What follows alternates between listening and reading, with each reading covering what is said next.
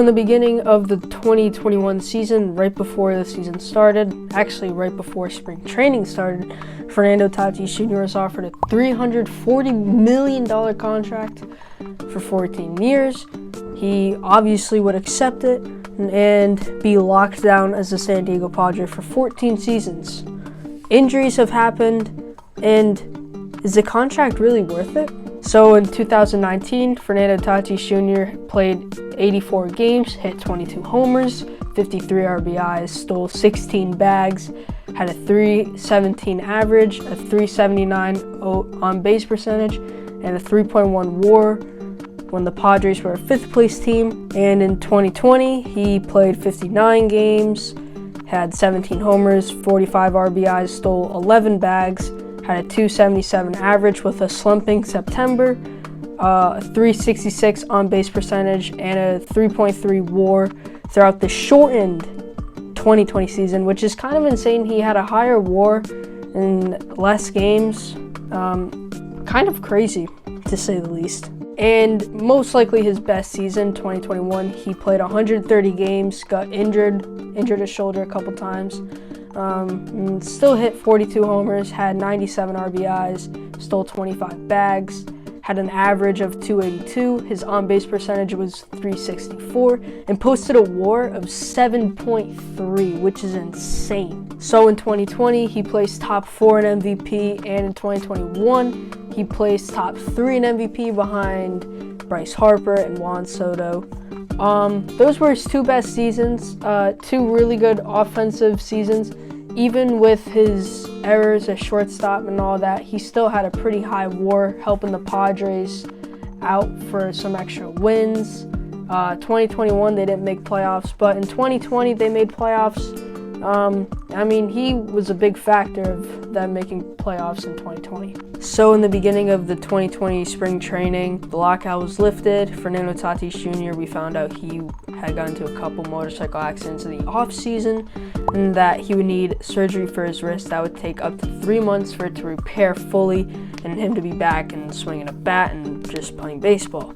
Right? Then he returns and he gets busted for PEDs before he could even play. And basically he'd be done for the whole 2022 season, a little bit of 2023, but not really that much, only like 2 to 3 weeks.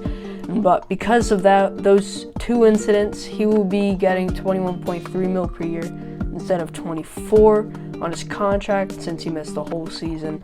But I don't know how I feel about that. It just basically, if he can return to his old self, he's just going to be getting severely underpaid. His career stats: he's played 273 games, 1,175 plate appearances, 81 homers, 195 RBIs, 52 stolen bags, 210 runs, batted .292, on-base percentage of .369, and a total WAR of 13.6. That is insane. A 13.6 WAR for his career, 273 games. That's insane. A 13.6 WAR in 273 games is just absolutely nuts. Tatis is a really good player. It's just he cannot stay on the field. That's his only issue. And speaking of injuries, while we're on the topic, his stats from returning from the IL: he's had 15 at-bats, and he's had 9 hits, 4 homers, 7 RBIs. He's had a total batting average of 600. 600 from returning from the injured list is insane, all right? And if he can return back to his old self, his 2021 self, and cut down the errors, right? Maybe he's cut down his whiff rate as the seasons have gone on. And if he can return to his old self, fix his fielding, he will be severely underpaid. Not just underpaid, severely. His teammate, Manny Machado, he's most likely going to opt out after next season. He is going to get somewhere around the 37 to 38 mil per year range. Manny Machado is consistently an MVP caliber player, and he's always playing good, all right? Every single season he's consistent. If Tatis can return to his old self, and he's only going to be getting $21.3 million per year, he's going to be really underpaid. He is a guy that should be worth $40 million. If from what his 2021 stats, if he can repeat that and fix his defense Like, he would be worth 40 mil, but Padres signed him young. But that leads me into my next and final conclusion. Tatis is 100% worth his contract. If he can stay on the field, then he is 100% worth his contract.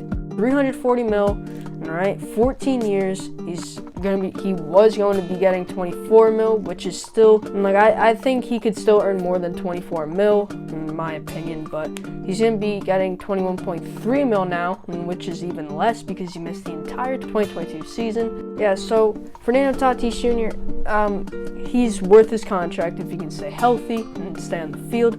And this leads me into my final and last thing I want to discuss. He always comes back with a bang from injuries, all right? And, like, stats show it. 15 games, 9 hits, 4 homers, 7 RBIs, 600 average. And, like, he's insane, all right?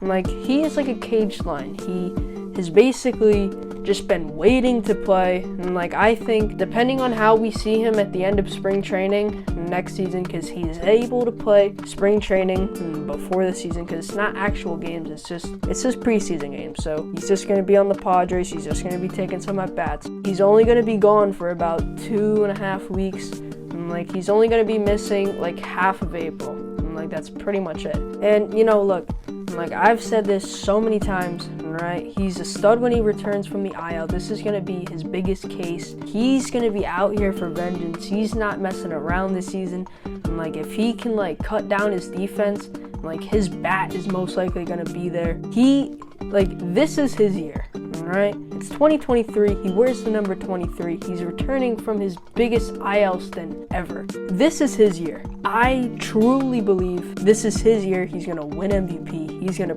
prove the doubters wrong. And he's going to be the Padres left fielder for almost forever because Xander Bogaerts locked down the shortstop position. But he has so much more value now because he's able to play multiple positions in, like, the outfield, and he can play the left side of the infield. And, like, he is super, like, he's like a utility guy now. And, like, that's what makes him even more valuable to the team than he already was. He has a stacked bat. And, like, if he can go out here and hit like he did in 2021, improve his defense, I honestly think he will 100% win MVP. And, like, I am 95% sure that he will win MVP. I could be proven wrong. I understand that, all right? But if I'm right, just remember this, all right?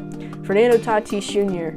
will win MVP in 2023. And, like, look, the stats show it. If he's not rusty, his chances of winning MVP are super high. There is no way he did not improve his defense, like, after he got banned. There is no shot that he doesn't, like, there is a world where he underperforms and this is where his career goes downhill. But if his career does not go downhill and he plays like he did before, he will win MVP this season. I've said what I've had to say.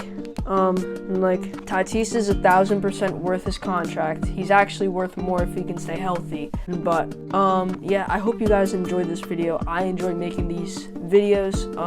You know, next video, you know, follow the Instagram, BSBL Bafflips. I put up polls on there, and y'all will get to vote what you guys want to see next. I don't want to post something that you guys don't want to see. And so, I mean, vote on my Insta. I have some polls on there, and, till next time, I'll see y'all later. Peace.